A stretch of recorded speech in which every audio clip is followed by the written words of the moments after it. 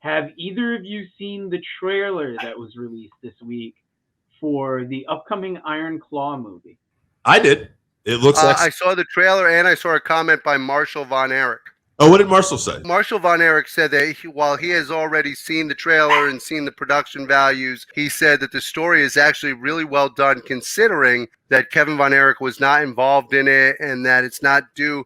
He said that they actually did a really classy version of it and that it doesn't come off untrue. He said there are some things obviously that are made for the movie that are not that are stretched, but he said overall they stayed pretty true to the story.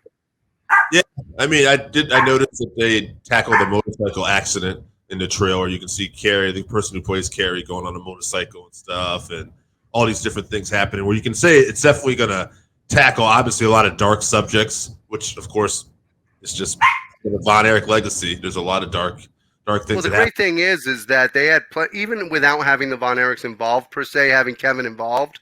There's so much material out there, documentaries, people that were involved and that were there.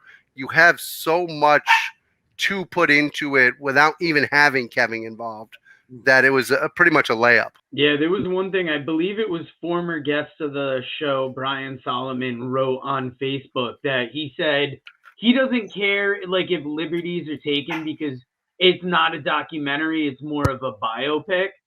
And it's as long as the story's there. And for me, just what that trailer did in presenting what the story is going to look like, anything in ring looks amazing. So far, the people that they've gotten to play these various other characters in the Von Erich world seem decent. We'll see how they actually look in the movie. But I have high hopes for this movie after seeing that trailer. Yeah, I think that it'll just be interesting to see if this does anything to help wrestling or anything. You know what I mean? If there's any buzz of this, like if WWE or AEW, if anyone's going to get any buzz off of this movie, I kind of wonder if we'll gain some new wrestling fans or if people will be turned off the real life story, or it's just going to end up being just a good movie. Well, the fact of it is the Von Erich story has the arc that you need for a movie. It has the triumphs, it has the tragedy, and then it has triumph again. And then I think, quite frankly, Kevin surviving and raising his children, Ross and Marshall, the way he has and how productive they are, is the final real story to this, is that they did come through the other side and as a successful family, and they transitioned through all this tragedy. It'll be interesting to see if they present it like that because, I mean, much like life, you can look at it as one of two ways. You can look at it as all of Kevin's brothers died and now he's alone when family meant so much to him.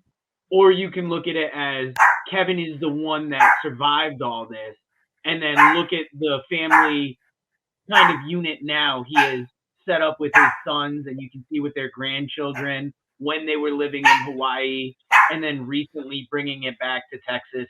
I think it's all in how the subject matter is handled, and we'll see how wrestling fans take that. Well, and let's face it, we've had a whole nother generation now of Von Erichs, starting with Lacey and now with Ross and Marshall, where there has not been tragedy. So, knock on wood, let's hope it continues on that way.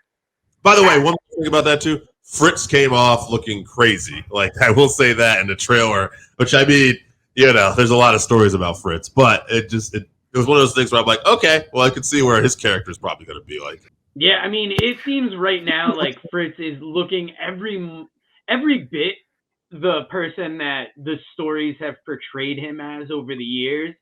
And who knows if it's representative of who he actually was.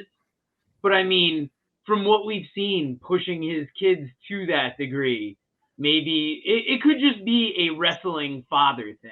Mm-hmm. Well, it'd be like trying Dory Funk talking that like harshly about his father. I mean, he would say his father stood up for the business, and I think with the Funks, they just more admired their father and wanted to follow in his footsteps. With the Von Erichs, maybe a little bit of that, and then it became a family business. Like, how are they going to discuss the two younger Von Erichs that weren't even cut out to be in wrestling, but they wanted to live up to their brothers and get in that ring and didn't live through it? Joe, while I love the Funks if you're going to compare them to another family, you've got to compare them to the Hart Foundation. I mean, you have parallels between Stu and obviously Fritz von Erich.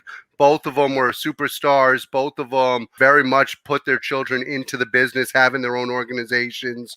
Both of them had tremendous tragedies in their family, whether it's Owen, Davy Boy as a brother-in-law, whether it's Jim Neidhart dying young as a brother-in-law, how he tried to put people who didn't belong in the business that were sons into the business. That's where the parallels lie, is between the Hart family and between the Von Erichs. True. The Funks are maybe closer to like a Hennig family where it was like a Yeah. successful father. I was thinking more about the ownership, but yes, Stu Hart had that thing where he's revered and like the stories paint him a little bit Yeah, crazy. you So could that easily would make make a Stu Hart Hart into a movie just as maniac. The compelling. way he would take people into his dungeon and just beat the crap out of them and stretch them for hours. I mean, you literally could make this guy into a monster. Hey guys, how about this for a segue?